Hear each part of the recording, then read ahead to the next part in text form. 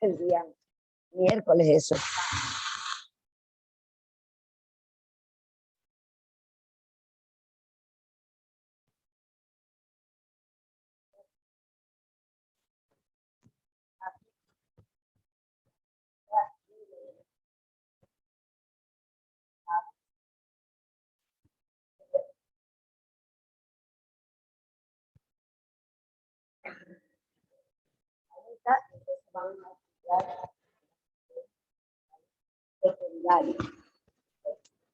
Doctora, si está hablando no se le entiende nada.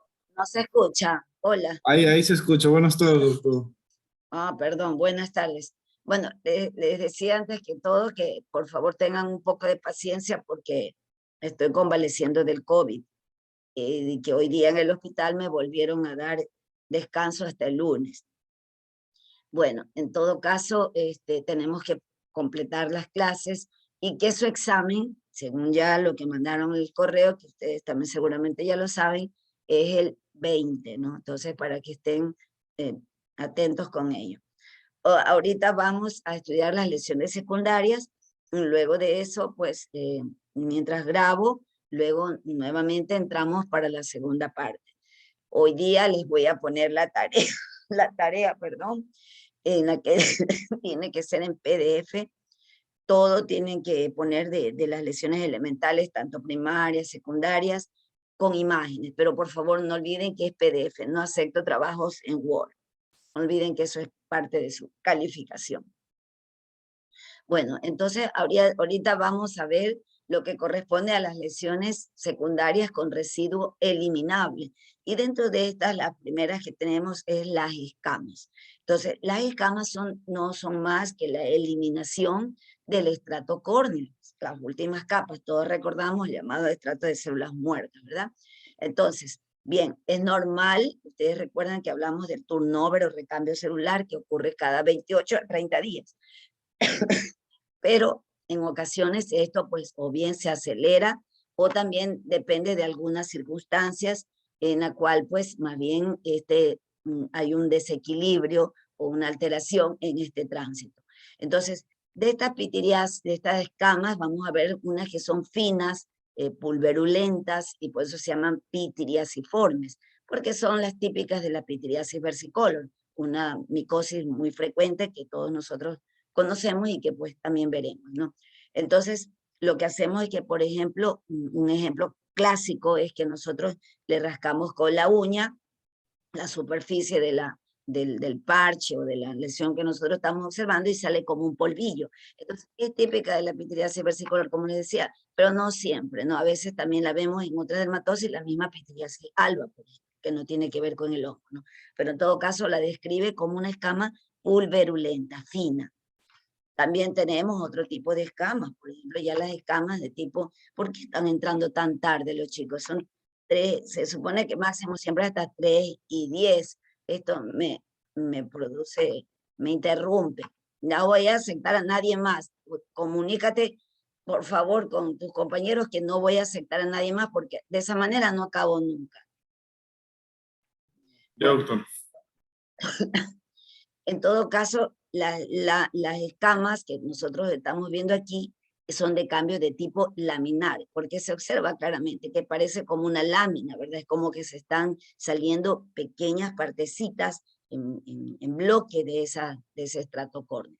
Entonces, esto es importante, las escamas laminares. Frecuente en dermatosis que son, por ejemplo, muy en las eritrodermias, como vemos. En este caso, pacientes que tienen la eritrodermia psoriásica, por ejemplo, todos están rojos y con este tipo de escamas, aunque no solamente la eritrodermia es propia de la psoriasis, sino que también la podemos ver en otras eritrodermias, o sea, por otras causas, la dermatitis atópica, en todo caso la dermatitis de contacto, los linfomas también les puede producir este tipo.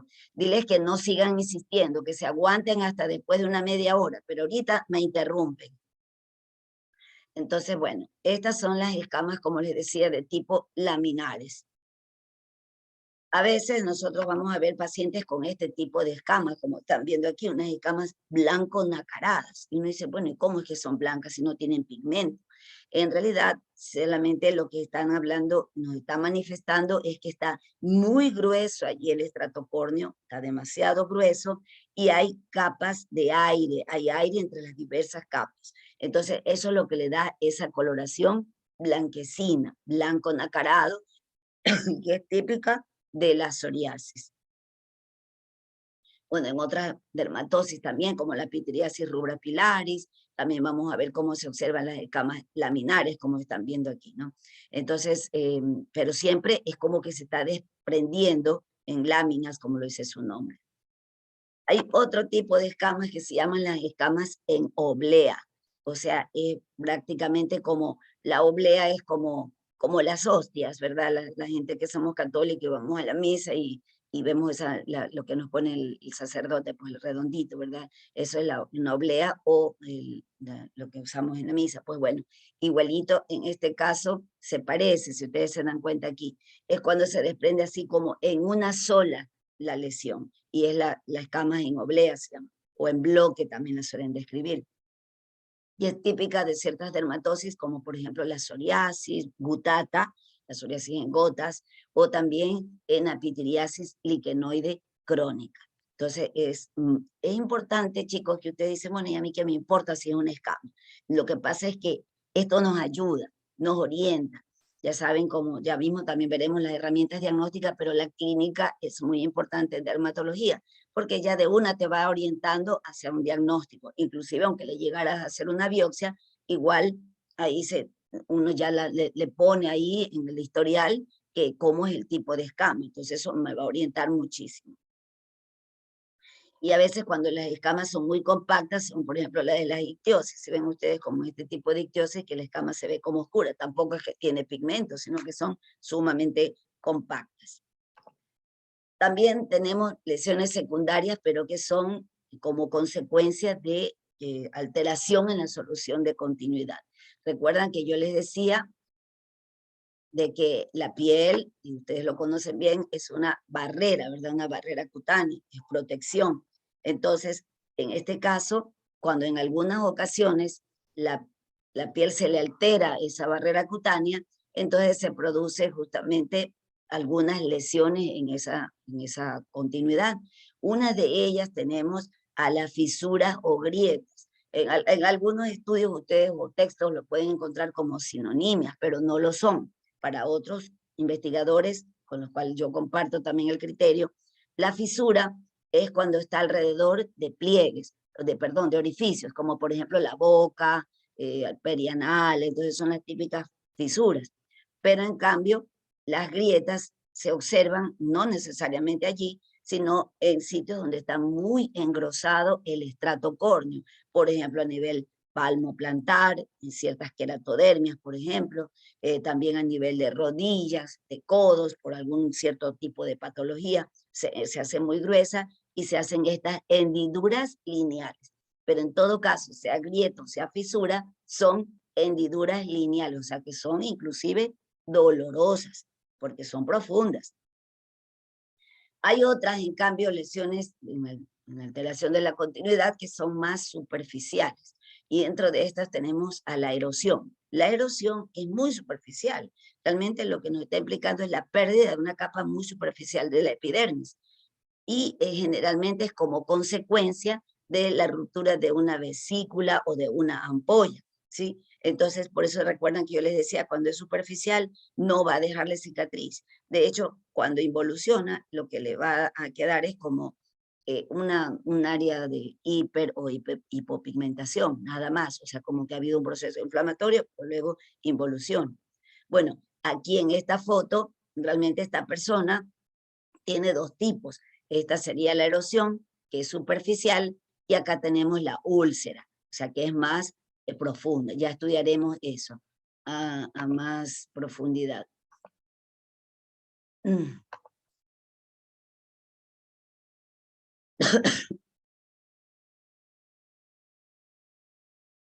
verdad que algo que a mí me molesta es la actitud de nosotros los ecuatorianos, que siempre llegar tarde. Bueno, aquí tenemos, como les decía, la grieta, en la cual es la hendidura lineal. Bueno, la erosión, miren, puede ser por ruptura, como les decía, tanto de vesículas como de ampollas. Entonces eso es muy frecuente. En este caso, miren, este hombre, pues por producto de vesículas, puede ser de herpes, por ejemplo, ¿no? Entonces te queda ahí la lesión. Y al lado también tenemos a las excoriaciones. Las excoriaciones, en cambio, son como consecuencia del rascado, o sea, de las uñas. A veces puede ser que haya alguna persona que haya utilizado algún objeto también para rascarse, lastimarse. Ustedes han visto que hay gente que utiliza unas manitos, yo he visto afuera del hospital que venden hasta unas manitos para que la gente se rasque, entonces porque tienen alguna patología así muy pruriginosa. Pero en cambio, ¿qué es lo importante? La excoriación, dependiendo de la intensidad que aplique la persona, la fuerza que aplique en el rascado, sí puede dejar cicatriz, puede ser más profunda y te puede dejar cicatriz, puede llegar a, recuerden lo que les decía, todo lo que pasa en la unión dermoepidérmica te deja cicatriz, entonces hay que tener ese especial cuidado.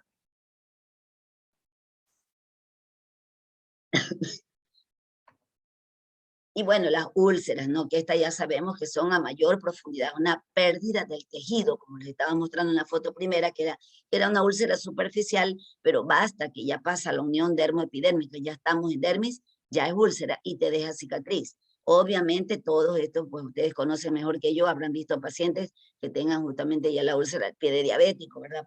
Por muchísimas causas pueden ocurrir, pero puede llegar, ya hay pérdida de músculo, puede llegar a hueso, o sea, todos sabemos eso. Entonces, estas úlceras pueden ser, pues, serpiginosas, terebrantes, ¿no? Cuando son justamente se tienden a extender con mucha facilidad. En las úlceras es necesario estudiarle tanto el fondo, y decimos, si el fondo limpio, o granulomatoso, o tiene un aspecto ajamonado, los bordes también, se dice sí, son bordes en pendientes, socavados, o sea, todo eso te orienta. Hay úlceras redondas, decimos, entonces, sí es típica de, por ejemplo, de las leishmaniasis, ¿no? Y el fondo, cómo es la úlcera de la sífilis, por ejemplo. Entonces, del chancro. Entonces, todo eso nos orienta en cuanto a la posibilidad del diagnóstico. Y tenemos, miren, una úlcera justamente terebrante, cómo se ha extendido. Otra lesión con alteración de la continuidad, tenemos a las fístulas. Entonces, las fístulas no es más que el trayecto o comunicación que hay entre dos cavidades o entre una cavidad con el medio externo. Entonces, si ustedes se fijan aquí, vemos simplemente los orificios, pero esos orificios nos están indicando que adentro hay una cavidad que se está comunicando con el medio externo, entonces, de la cual drena de vez en cuando algún líquido, alguna pus, algún material, ¿no? Entonces, esta, por ejemplo, es un ejemplo típico de una hidradenitis supurativa. Mucha gente la conoce comúnmente como los golondrinos. Alguna vez habrán escuchado o tal vez hayan visto algún paciente que se queja de nódulos dolorosos en axilas, en región inguinal, a veces puede estar hasta en cuero cabelludo, en región sacra. Entonces, bueno, en este caso lo que nos interesa, la lesión elemental, es la fístula, aunque las fístulas pueden ser ocasionadas por muchas causas. Yo le estoy poniendo una de ellas, que es la más frecuente que nosotros vemos en dermatología. Las fístulas anales, por ejemplo, ustedes conocen muy bien. Pero también tenemos otro tipo de lesión secundaria y es la que ocurre por la desecación de un fluido. Entonces, la desecación de un fluido, obviamente estamos hablando de algo que produce el propio individuo, el propio paciente, va a originar la formación de costras.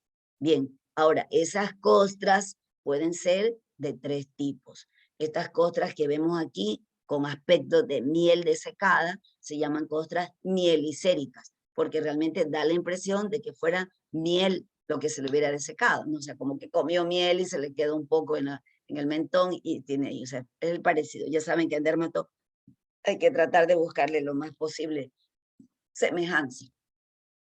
Bien, entonces eso hablamos que se desecó suero, pero a veces las costras también pueden ser purulentas y son verdosas, como estamos viendo allí. Y en otras ocasiones las costras pueden ser hemorrágicas. Entonces, cuando son hemorrágicas las vemos de color negro y nos indica que es pues sangre lo que se ha desecado. En el caso anterior se ha secado es pus, ¿no? Entonces hablamos por eso de costras purulentas y acá costras hemáticas. Entonces, ya cuando vemos costras hemáticas, dicen, bueno, o tiene prurito, o se ha lastimado, bueno, ya sabemos que ya hay algo a más profundidad. Y de hecho, si hay costra hemática, significa ha habido sangrado, por ende, pues seguramente le va a quedar una cicatriz allí, ¿no? Porque sabíamos, ¿verdad?, de que en epidermis no hay vasos sanguíneos, ¿no? Y tenemos otra lesión importante, lesión de continuidad, que es el esfacelo, ¿sí? Entonces, lo que nosotros todos hemos visto o conocido pacientes, que es la típica úlcera de decúbito, ¿se acuerdan? La escara, le decimos todos, escara o esfacelo. Bueno, escara le suele decir cuando es a nivel, por ejemplo, así, en un paciente que está en decúbito dorsal, ¿no? Entonces, pacientes que están sin poderse mover, entonces por el corte del riego sanguíneo, pues se produce la muerte del tejido, porque simplemente la vemos como una membrana, como lo estamos viendo aquí, es una membrana negra, no es costra, chicos, eso es membrana. Entonces es una membrana gruesa, negra, que cuando se la logra desprender, nos permite ver en el fondo, nos va a ver una úlcera. ¿Ya? Y ya sabemos todas las consecuencias, esas úlceras tan difíciles que son de que se logre cicatrizar, ¿no? Son muy, muy rebeldes al tratamiento. Uy, se me movió. Bien. Ahora, luego de que ha habido un proceso de inflamación, la piel se va a reparar, entonces va a producir las cicatrices. Y estas cicatrices pueden ser de diversos tipos. Entonces tenemos las cicatrices atróficas, que hay de varios tipos a su vez, las hipertróficas y también tenemos alqueloides. Bien, ahora, dentro de las cicatrices atróficas, por ejemplo, aquí les he puesto la imagen de una chica con acné, que es la verdad tiene un ejemplo muy clásico de los varios tipos de cicatrices que pueden presentarse de atróficas, ¿no? Entonces, por ejemplo, y todo luego de un proceso inflamatorio, ¿no? Vemos que esta chica tiene problemas de cicatrices, uy, perdón, en picada de hielo. O sea, es como que le hubieran cogido con algo, un punzón y le hubieran hecho piquitos, piquitos, piquitos. Y esas son como cicatrices en cono, también se las denomina, como un cono de helado. O sea, tiene la puntita en la parte inferior, el vértice del cono está hacia el fondo, ¿no? Y eso es lo que como que retrae la piel y se observa el orificio que nosotros vemos. Pero también, por ejemplo, esta misma chica tiene las cicatrices que llaman enrollo, ¿sí? Entonces, generalmente las cicatrices en rollo se producen en pacientes que han tenido nódulos inflamatorios, o sea, el acné nódulo quístico suele dejarte cicatrices en rollo, como las que vemos aquí, áreas muy deprimidas y alargadas, como estamos viendo aquí. Pero también puede tener cicatrices redondas, como las que estamos viendo aquí, redondas, sí, totalmente, que se las denomina cicatrices varioliformes. Y bueno, varioliformes porque se parecen como a las que ocasiona la varicela. Estas son las de la varicela. Todos hemos visto, alguien de ustedes habrá visto algún paciente que tuvo varicela y efectivamente luego de que involuciona y lamentablemente no hubo una buena cicatrización, se produce estas cicatrices redondas, deprimidas, como estamos viendo aquí. Entonces esas serían cicatrices varioliformes. Bien, ahora, las cicatrices, como les decía, puede ser en cambio por un exceso de tejido de reparación. En la anterior había una pérdida, no había un déficit y por ende se producía justamente la depresión, de cualquiera de esas formas que hemos visto, pero puede haber en cambio un exceso. Y en ese caso nosotros la denominamos cicatrices hipertróficas. Y ojo que aquí hay que tener bastante cuidado en cuanto a que muchas personas tienen ansiedad y preocupación, dicen, doctora, creo que tengo un queloide. Entonces, no es un queloide. Hay diferencia entre lo que es una cicatriz hipertrófica con lo que es un queloide. Entonces, puede estar motivado en una forma, digamos, por los mismos factores, pero en las cuales no son tan intensos el fondo, lo que lo origina. Pero en todo caso, algo que la diferencia es que, por ejemplo, miren, la cicatriz hipertrófica se mantiene siempre de acuerdo al tamaño de la lesión que dio origen. Suponiendo esta persona o se lastimó o le hicieron una pequeña cirugía y luego pues empezó a sobrelevarse, ¿no? Una vez que ya cicatrizó y todo empezó a sobrelevarse, pero sigue de un color más o menos parecido al color de su piel, no es dolorosa, ¿sí? No hay prurito, entonces es una lesión que más bien con el tiempo tiende a involucionar y de hecho responde muy bien a los tratamientos. No así, por ejemplo, el verdadero el queloide, como vemos acá, ¿no? Entonces, en el queloide, por lo contrario, es una cicatriz que rebasa ampliamente a la lesión que le dio origen. Por ejemplo, en esta mujer posterior a la varicela, si ustedes se dan cuenta y recuerdan, la varicela pues son vesículas, ¿no? Entonces son máximo hasta 0,5 centímetros, pero miren el tamaño de estas lesiones, entonces la rebasa ampliamente, como la brasa, como las patas de un cangrejo, así, la rebasa ampliamente. Y además es eritematosa. Cuando nosotros la observamos, le vemos que está cubierta de telangiectasias. Obviamente es lo que la motiva a crecer. Todos sabemos, ¿verdad? Ustedes ya habrán visto en otras materias, como cualquier lesión, cualquier tumor vascularizado es el que crece, ¿verdad? Y siempre tiene tendencia, decimos, uy, este tumor muy vascularizado. Entonces, bueno, y además es doloroso. Es doloroso, el paciente dice, doctora, me despierto en la madrugada a veces porque siento algo punzante en la cicatriz, o sea, realmente está súper activa. Y bueno, y no tiene tendencia obviamente a la involución, ¿no? En todo caso, de lo que se ha podido documentar, muchos de estos casos están relacionados con estados de hiperinsulinemia. Entonces ya sabemos que una vez cuando se libera la insulina, también se libera el factor de crecimiento insulino-like, que es lo que motiva a crecer a estos tejidos.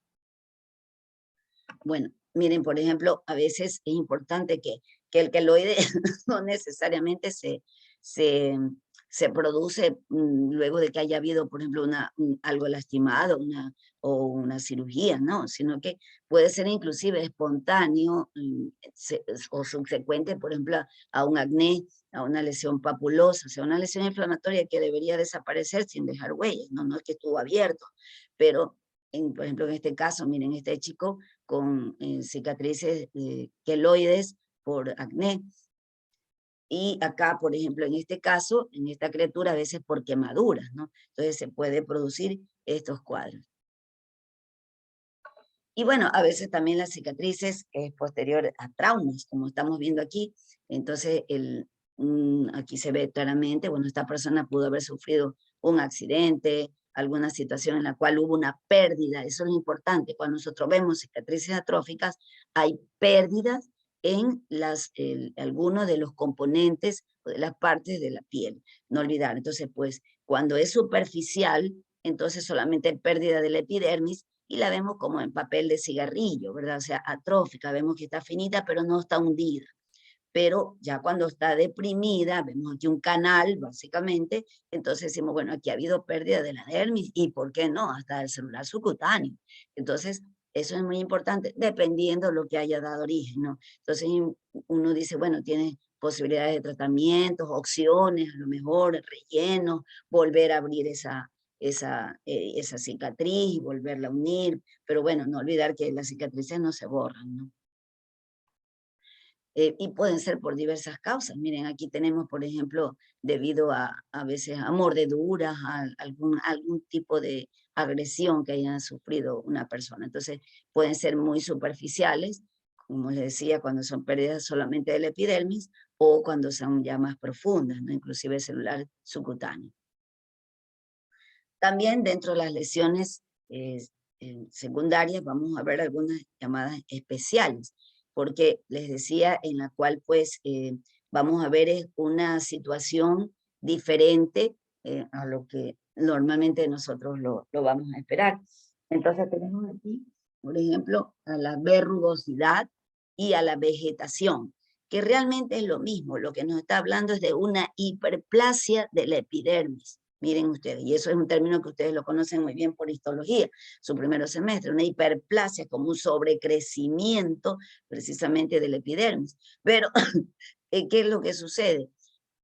hay también un o excesiva producción de estrato córneo y obviamente esto se observa en áreas o superficies de la piel que son secas.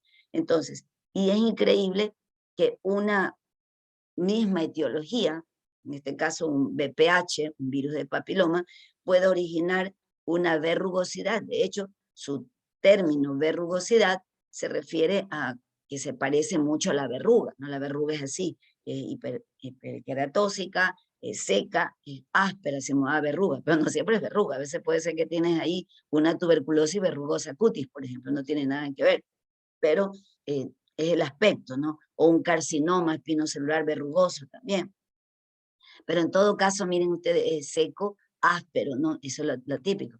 Pero resulta que el BPH igual, el mismo BPH, en áreas de pliegues, áreas húmedas, miren cómo puede producir. O sea, igual hay hiperplasia, pero obviamente aquí no va a tener ese tejido hiperqueratósico, no hay esa cantidad de estrato córneo, entonces se va a producir a sí mismo esas mamelones, pero blandos, ¿sí? Son blandos, es decir, uno le toca obviamente con guantes, entonces son blandas y no tienen nada que ver con el aspecto clínico que tiene la verrugosidad, y es por papiloma mismo, ¿no?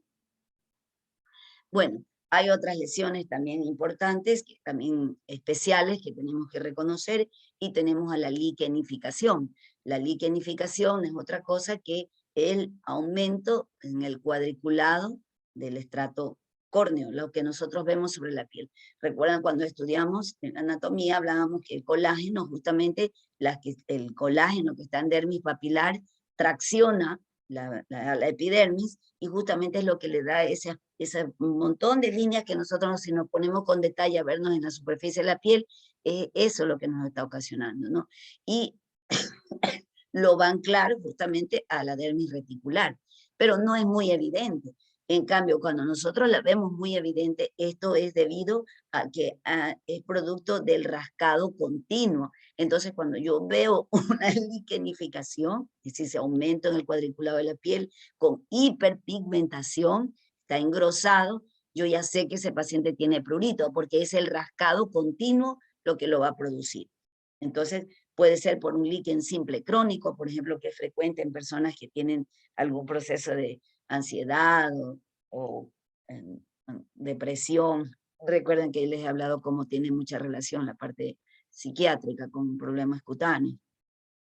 Pero también nosotros lo vemos especialmente en los pacientes con dermatitis atópica, ¿no? Entonces los pacientes con dermatitis atópica suelen tener, sobre todo ya cuando tienen de muchos años, ¿no? Entonces en la etapa de escolares o adolescentes, la vemos en fosas anticubitales o popliteas, vemos que hay ese cuadriculado de la piel. Entonces miren ustedes la hiperlinealidad y la pigmentación que se produce. Por otra parte, por ejemplo, en el caso de estas huellas, en el caso de fosas anticubitales popliteas, que son pliegues, obviamente allí vamos a ver inclusive huellas de rascado, o sea, podemos ver hasta costras hemáticas como estamos viendo aquí. O sea, realmente aunque ese paciente esté mudo, yo sé que le pica muchísimo, ¿no? Ya viendo eso, yo sé, dermatitis atópica. Hay otras lesiones también secundarias especiales que son patognomónicas de ciertas dermatosis, que también nosotros viéndolas ya las sabemos. Ustedes la han visto muy bien en parasitología, y tenemos la tunelización, ¿no? Recuerden cómo entra el parásito justamente a través del espacio interdigital y luego comienza a rectar en la piel. Entonces, obviamente va a llegar hasta donde tiene que llegar, que es el intestino. Entonces produce la tunelización. Uno dice, wow, una larva migra, ¿no? Entonces, esto es característico, ¿no? También tenemos a los surcos. Esta también ya la estudiaremos debidamente cuando estudiamos sarna, pero es que los surcos también son lesiones patognomónicas de la escabiosis, sarna, sarcoptosis, como también se la denomina. Entonces son lesiones alargadas, sí, alargaditas, y que estas son pápulas alargadas, es decir, que tienen en un extremo la llamada eminencia acarina.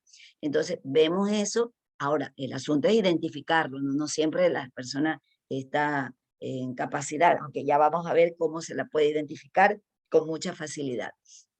generalmente localizado en espacios interdigitales, en rodillas, en codos, en la parte lateral de las manos, en las muñecas justamente, ¿no? Entonces, eso es un surco. Decimos, este surco, esto es ácaro, este es sarna, de lo que no hay remedio, ¿no? Entonces, ya nos orienta. Hay otras lesiones de estas especiales que se la conoce como la poiquilodermia, y la poiquilodermia no es más que una combinación de hiperpigmentación, hipopigmentación, atrofia y telangiectasias.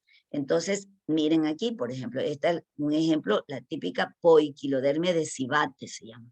Entonces, o también se la conoce como cutis de marinero. O sea, se ve en personas, obviamente no, de pieles muy, muy blancas y que están expuestas mucho al sol, por eso le dicen de cutis de marineros, pero de marineros de esos, no sé, de esos anglosajones, esa gente súper blanca que luego están mucho tiempo expuesta al sol, se les empieza a producir ese tipo de lesión.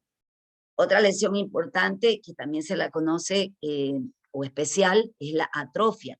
La atrofia en la cual asimismo hay una pérdida de uno de los segmentos de la piel, uno de los componentes, puede ser epidermis, la dermis o el celular subcutáneo, y que sin necesidad de que haya habido alguna alteración superficial, o sea, sin ninguna herida, nada. Y en este caso, un ejemplo típico son las estrías. Entonces todos hemos visto, tal vez muchos tengan estrías porque es demasiado común, ¿no? Y las típicas estrías del embarazo. Entonces, pero también se observan por las llamadas estrías por distensión, típicas de las personas que a veces suben o bajan bruscamente de peso, y además los físico-culturistas, los chicos que empiezan a tomarse anabólicos y todo eso, bueno, pueden producir la ruptura justamente de cierta, del colágeno y de las fibras elásticas. Recuerdan que eso ya hablamos cuando hablamos de colágeno, y eso es lo que va a producir la atrofia, las estrías. Ahora, cuando se inician, las estrías siempre son rojizas, moradas, a veces la hemos visto en la embarazada que está octavo mes, si la han visto ustedes, están moraditas esas estrías justamente, pero luego ya pasó el tiempo, ya después que da luz, unos meses después, ya esas estrías están blanco nacaradas, o sea, se produce como ya una disminución en la vascularización. Sin embargo, la atrofia también puede ser por otros factores, como por ejemplo en el caso de la edad, ¿no? O sea, cuando el envejecimiento. Entonces, nosotros vemos una persona con una piel envejecida, puede ser por la edad, justamente por factores que ya sabemos que se van produciendo con el paso de los años, por el estilo de vida, que a la final es lo que nos pasa a planilla, no es realmente nada al azar, como siempre digo, todo tiene una causa y un efecto. Pero también se puede ver en personas mucho más jóvenes. Entonces, usted puede ver una atrofia en una persona joven, en la piel, y es debido a fotoexposición, o sea, exposición exagerada a luz ultravioleta. ¿Recuerdan cuando hablamos que la luz ultravioleta, pues la UVA va a atravesar justamente a la epidermis y llega a la dermis? La UVB se queda solamente en epidermis, pero la UVA sí llega a la dermis, que es donde está el colágeno. Y recuerden que ¿cuál es que le da la turgencia a la piel? El colágeno. Y daña también a las fibras elásticas. Por lo tanto, pierde espesor y elasticidad. Entonces puede ser al final alguien de 45 años, que no es una persona mayor, y ya tiene una piel muy fotoenvejecida por trabajo o por también a veces porque les gusta mucho estar expuestos al sol, ¿no? Ya saben, gente que le encanta por estas cuestiones de ocio. Y bueno, al lado también está la típica chica que ha tenido justamente a nivel del abdomen, puede ser por embarazo, pero no olvidar, por ejemplo, las mujeres con ovarios poliquísticos tienen tendencia a producir las estrías. Recuerden que todo esto también, como les expliqué, tiene relación con los productos finales de la aplicación avanzada. Entonces, no es solamente la luz del sol, tiene que ver también los componentes endógenos. Otra lesión importante y especial que tenemos que ver es la esclerosis. ¿Y a qué le denominamos esclerosis? O sea, al endurecimiento. Puede ser localizado o puede ser más diseminado de la piel. Entonces, es un área de la piel que no se va a arrugar, de hecho la vamos a ver como brillante en esa área, y además es dura. O sea, sí, recuerden que que una de lo que tenemos que hacer como parte de la historia clínica al examinar a un paciente es palparlo, ¿no? Hay lesiones que ameritan palparlas. No todas, pero algunas sí. Entonces, si a usted le llega esta lesión, que aparentemente parecería mancha, como parecería cambio de color, pero si usted lo observa con detenimiento, se va a dar cuenta que hay áreas que están como deprimidas, como que estuvieran, como que si algo las estuviera jalando hacia el fondo. Y efectivamente está como adherida a planos profundos. Y al palparla, la vamos a sentir dura, una consistencia leñosa. Y de hecho, superficialmente la podemos ver como hiperpigmentación o con áreas un poquito como brillantes, ¿no? Como que tuvieran un brillito que tuviera aquí. Esas partes como blanquinosas que se ven, realmente son de brillo, ¿no? Sino que lo que se ve cuando uno lo tiene delante al paciente. Pues puede ser en cualquier área, no puede ser, por ejemplo, a nivel frontal, la típica, la morfea en golpe de sable, que se dice, ¿no? Como que se le hubieran partido el hueso a la persona. De hecho, llega a presionar tanto al hueso que lo empieza a hundir. Pero puede ser, como vimos anteriormente, en el muslo, en el tronco, en cualquier parte, ¿no? Dependiendo, en este caso, la enfermedad. Vamos a ver también que hay algunas dermatosis también más específicas, como por ejemplo la queratosis. Y la queratosis nos está hablando de un engrosamiento, pero que solo es a expensas del estrato córneo. Eso es importante. Y puede ser localizado, o sea, solamente circunscrito en una sola área, o puede ser toda la palma o la planta que esté afectada. Entonces, la típica cuando es localizada, cuando nosotros le decimos, por ejemplo, los callos o elomas también. Entonces, por ejemplo, aquí es la característica, ¿no? Pacientes que tienen dificultad para poder, no sé, deambular, adultos mayores que tienen artrosis, qué sé yo, algo que impida que haya una deambulación normal, entonces el paciente simplemente de tanto presionar, pues en ese sitio, ahí se va a formar el callo. Pero puede ser toda la palma y toda la planta, y esas son las queratodermas, como decía, que puede ser las de tipo, por ejemplo, la posmenopáusica, o que son en relación con genodermatosis. A veces se encontrarán también restricciones que están combinando, ¿no? Entonces, a veces están leyendo un artículo y dicen, a ver cómo es esto, lesiones ulcerocostrosas, o sea, obvio, no, nos está hablando que en ese mismo paciente estamos viendo que aparte de que está la úlcera, hay también costras a la vez, ¿no? Hay tumores, o sea, y la combinación a la descripción de esa lesión ya nos está explicando de que es muy probablemente origen de tipo algo tumoral, o sea, algo maligno, o sea, generalmente el cáncer que suele hacer. También vamos a describir hoy día, chicos, lo que son las manifestaciones a nivel de las uñas. Y esto es algo que quiero que lo tengan siempre bien claro, porque desgraciadamente muchas personas y los médicos especialmente, cuando ven una alteración unguial, una distrofia unguial, lo primero que se les viene a la cabeza es que es un hongo. Y lo grave de todo es que le dan tratamientos.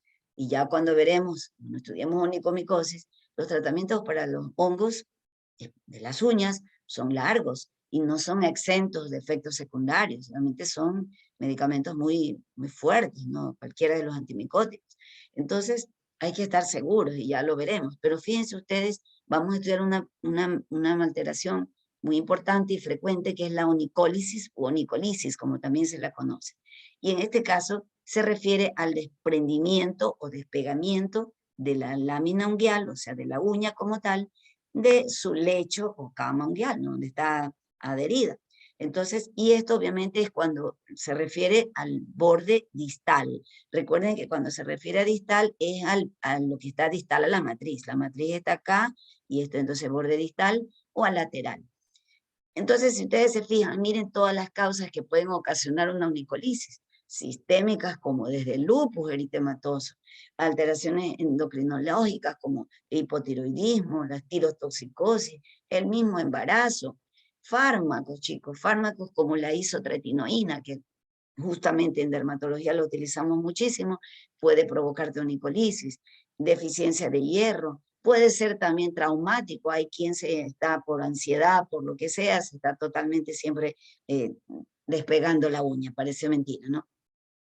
Y miren que solamente un factor es la parte micótica, no es el más frecuente, y desgraciadamente es el que más piensan que es. Entonces, no, ya estudiaremos que siempre hay que hacer el examen para estar seguro antes de darle un tratamiento tan largo. Entonces, micóticas o bacterianas no son tan frecuentes. Otra alteración, que sería más bien la contraria, la inversa, es la onicomadesis. La onicomadesis es más bien el desprendimiento de la uña, pero en su borde proximal. O sea, ya saben, proximal a la matriz, ¿sí? Entonces, esta, cuando afecta muchas uñas, suele ser común cuando una persona ha tenido algún proceso de tipo inflamatorio, alguna enfermedad muy severa, ¿no? Generalmente que ha estado hospitalizado, algún cuadro de eso, suele verse afectando la mayoría de las uñas o a veces en su totalidad. Entonces, una enfermedad grave, pues lo vas a ver al paciente con eso. Pero también miren que se lo ha desarrollado, se lo ha podido observar y se desarrolla en pacientes que tienen algún estrés intenso. Recuerden que a veces un paciente con alguna situación de estrés intenso también inclusive los hospitalizan, ¿no? Yo he visto eso en el hospital, nosotros en el hospital hay área de psiquiatría que maneja hospitalización, entonces he visto reacción grave al estrés, así ponen los psiquiatras y los hospitalizan a algunos pacientes. Entonces, esto también puede ocasionar. Y por supuesto también traumático, ¿no? En todo caso, uno tiene que ver lo que le haya ocasionado y por eso es que es importante, recuerden la historia clínica, ¿se acuerdan que les digo, por favor, pregunten, pregunten, pregunten? Eso es lo más importante. También tenemos la onicosquicia, también llamada uña en masa de hojaldre. El hojaldre, bueno, tal vez ustedes conozcan, es esa masa, que es una masa de harina, que es para hacer los famosos pasteles, esos que venden por la universidad, recuerdan eso. Y también las empanadas, bueno, es una masita como que se desprende como muy rapidito en láminas, o sea, muy finita. Entonces, la onicosquicia te habla de un desprendimiento horizontal de la uña, pero desde su borde distal, así mismo, ¿no? Entonces, miren ustedes, es como que se levanta por capas la uña. Entonces los pacientes dicen, mire doctora, ¿cómo tengo la uña débil, suelen decir ellos, se me desprende por capas. Entonces, en este caso, hay muchos factores, y uno de los más frecuentes es el contacto con álcalis. Álcalis, por ejemplo, jabón de lavar platos, jabón de lavar ropa, químicos, cloro, o sea, hay personas que por limpieza, por razón de trabajo, lo que sea, utilizan sustancias que son muy así de este tipo, alcalinas, que pueden ocasionar este problema. Pero también a veces en enfermedades dermatológicas, ¿no? Entonces el líquen plano, por ejemplo, puede acompañarse de onicosquicia, y en enfermedades como la policitemia vera, que ustedes conocen, que es pues, la excesiva cantidad de glóbulos rojos, como un cáncer, pero de glóbulos rojos, ¿no? Digamos, como la otra versión de la leucemia. Los mismos retinoides, vuelvo a decirles, ¿no? La red isotretinoína y los otros retinoides que también nosotros utilizamos en psoriasis, por ejemplo. También se habla de la vejez y de las formas idiopáticas, ¿no? Entonces, posiblemente no olvidar siempre también los traumas, ¿no? La gente o tamborilea siempre cuando tienen algún tipo de ansiedad y están con los dedos tamborileando cualquier parte. Bueno, ahora vamos a ver también esta que es muy importante que la reconozcan, que son las llamadas pitting o las uñas justamente en dedal. Entonces, son básicamente hoyuelos o pequeñas depresiones que se forman en la lámina unguial. Entonces, esto nos está hablando que hay una alteración en la queratinización de la matriz. Recuerdan ustedes que la matriz se produce al tercer mes de la gestación por una invaginación de la epidermis. ¿Sí recuerdan eso, no? Y la epidermis es un tejido poliestratificado queratinizante. Entonces, alguna alteración se produjo a ese nivel y va a empezar a salir con estas alteraciones, estos hoyuelos. Entonces, es frecuente en psoriasis. Sobre todo se ha observado en pacientes que tienen tendencia a desarrollar la artropatía psoriásica, ¿no? Significa que tiene una psoriasis severa. Bien, también la podemos ver en ciertos casos de alopecia areata. La alopecia areata es pues una enfermedad autoinmune a sí mismo, igual que la psoriasis, y en la cual pues se te producen anticuerpos contra los folículos pilosos, entonces empieza a caerse el pelo en forma redonda o difusa, ¿no? Pero no solamente el cuero cabelludo, sino cualquier área, ¿no? Cejas, barba, bigote, axilas, bueno, cualquier vello donde hay. Y bueno, y también se diría que sería por traumatismo, ¿no? O sea, alguien que lesione la matriz. Por eso que les explicaba la otra vez que por favor no hay que permitir que nadie le lesione a uno, no le recorte la manicurista, ni nada que ver, no recorten la cutícula porque justamente va a producir o pueden traumatizar a la matriz y esto puede generar consecuencias, ¿no? Otra, mire, que es una patología que está en relación con, con alteraciones, es la coiloniquia, también conocida como uña en cuchara, y realmente es una concavidad, como ustedes están viendo aquí, ¿no? Simplemente la uña, ya saben, que tiene pues una curvatura normal, ¿no? Si nosotros vemos nuestras uñas, tienen pues, una leve curvatura, pero cuando a veces esto se vuelve muy cóncava, realmente es por lo contrario, en la que puedes colocar la gota de agua y no se va a regar, entonces ya hablamos de que es la uña en cuchara o coiloniquia.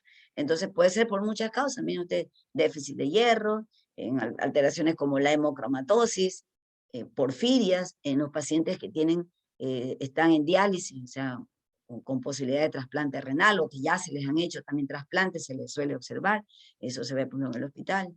En ciertos pacientes con esta enfermedad tiroidea no tratada, por ejemplo, se suele observar estas coiloniquias, inclusive la acromegalia. Ustedes se dan cuenta, realmente esto no es algo simple, ¿no? También esta que ustedes la dominan, la conocen muy bien, porque es la típica que le enseñan a uno en semiología, las uñas hipocráticas, ¿verdad? O uñas en vidrio de reloj, que se acompañan de los llamados dedos en palillos de tambor, ¿no? Hablábamos de que la uña tiene una curvatura, pero no tan exagerada. En este caso, miren aquí esta persona está muy exagerada, ¿no? Entonces, ellas son los típicos dedos en palillos de tambor y con esas uñas en vidrio de reloj.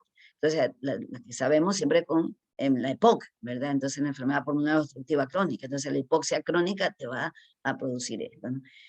También se ha visto en otras enfermedades digestivas, endocrinas, y bueno, también se habla que podría ser idiopática, ¿no? O sea, pacientes a los que aparentemente no se les ha podido encontrar, pero bueno, generalmente uno ve esto y ya sabemos que tiene alguna alteración de este tipo, ¿no?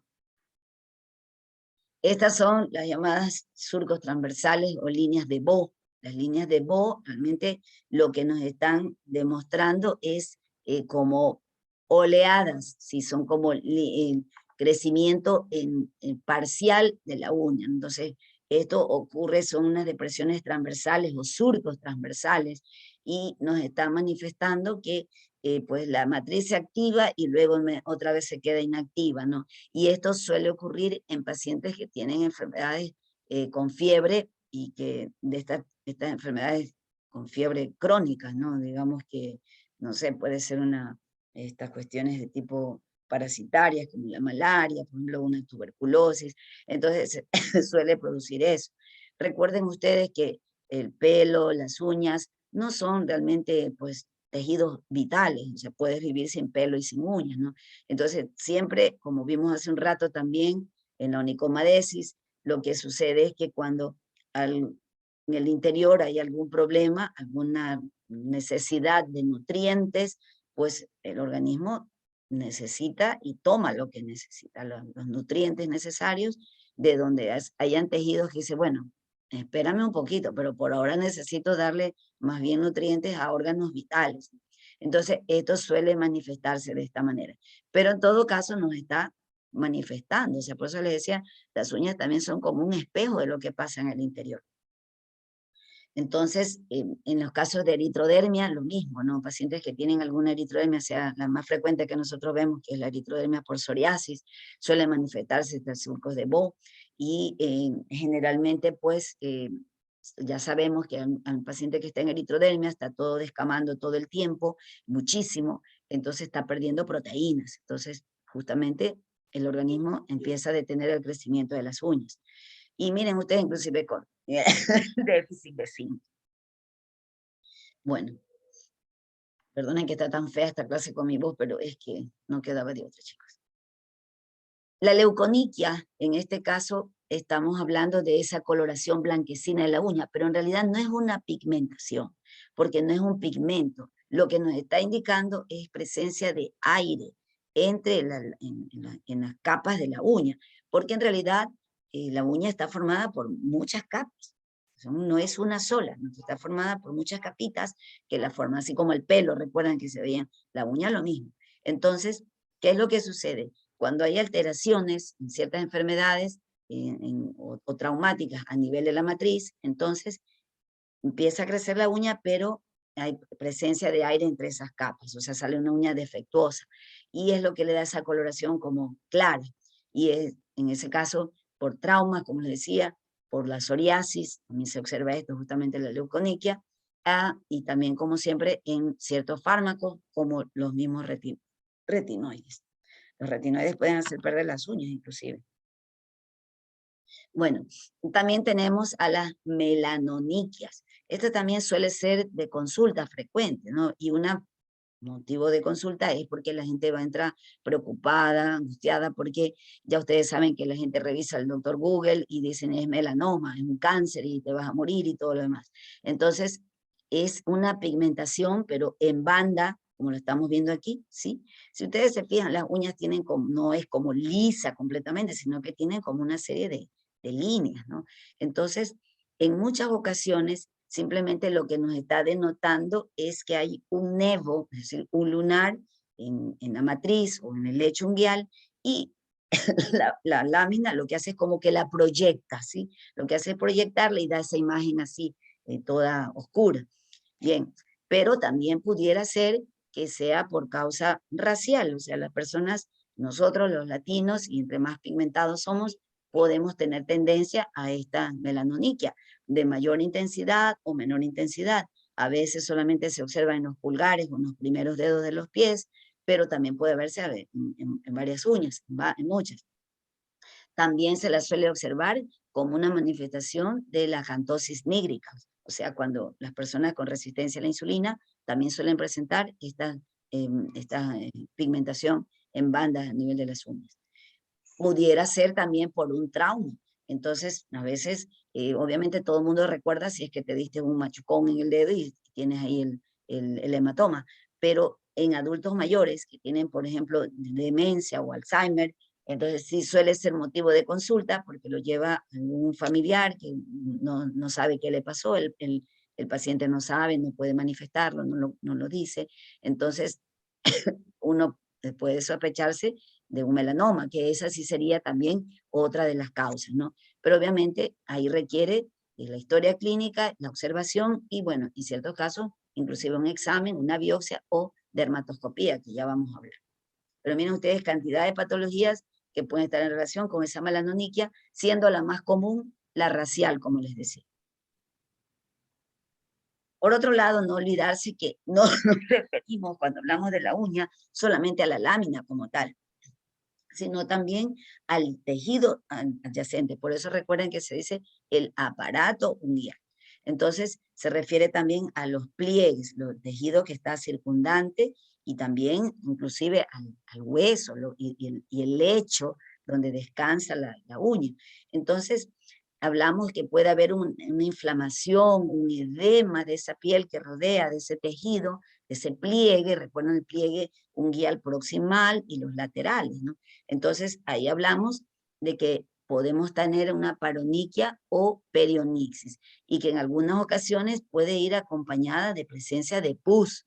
Entonces, ahí hablamos de panadizo inclusive. Entonces, en general, el panadizo puede ser más frecuente por estafilococos, o sea, por bacterias, y en otras ocasiones por virus también. Ahora, también en otras ocasiones puede ser ocasionado inclusive por hongos, ¿sí? Como, por ejemplo, la cándida. Entonces, es frecuente la candidiasis, sobre todo en personas, ya sabemos, diabéticas, ¿no? Son las que tienen tendencias. Y bueno, en algunos casos también se podría dar por una dermatitis de contacto, algo irritativo, ¿no? O ácido, alguna sustancia que utilizó y le inflamó, le irritó. Secundaria también a vasculopatías periféricas, pero son más raras, ¿no? Siempre preguntar dentro de lo que es lo más frecuente. Y esta que francamente, como siempre les digo, nunca he visto ningún caso, a Dios gracias, pero no tan dramáticos como estos, sino menos, ¿no? Obviamente, y es la llamada onicogrifosis, que es un engrosamiento y un crecimiento o una curvatura exagerada de la uña, ¿no? Y que se puede ver sobre todo pues en pacientes abandonados, sobre todo adultos mayores abandonados, ¿no? Los llamados sin techo, como se dice. Pero también está descrito con vasculopatía periférica o ante falta de corte de la uña, pero que estaría en relación precisamente con esta situación de la edad avanzada y que esté sin atención. Entonces, como si ustedes se pueden dar cuenta, cantidad de enfermedades o de procesos internos o externos que pueden manifestarse en la uña sin que esto sea ocasionado por un hongo. Entonces, para que se den cuenta y nunca cometan ustedes el error. ¿Alguien tiene prendido el micrófono? Por favor, apáguenlo. Interrumpe. Bien, ahora, bueno, también como parte de lo que les decía, de las combinaciones de lesiones, tenemos a las lesiones erosivos-costrosas, ¿no? Entonces decimos, esa descripción, hay erosión y hay costra. Entonces ya nos orienta a ciertas dermatosis. Por ejemplo, una típica que suele provocar, no necesariamente, pero suele provocar, es el pénfigo, ¿no? El pénfigo vulgar está acompañado por presencia de ampollas. Las ampollas son epidérmicas y por lo tanto la ruptura de esa ampolla, que es muy frágil, deja áreas erosivas y estas se cubren de costras. Entonces, miren, lesiones erosivo-costrosas que están a nivel peribucal, están diseminadas en tronco, extremidades. Uy, rápidamente digo, seguramente tienes un pénfigo. O sea, es importante la descripción de estas lesiones porque orienta al médico, suponiendo que ustedes están mandando a un paciente derivado, ¿no?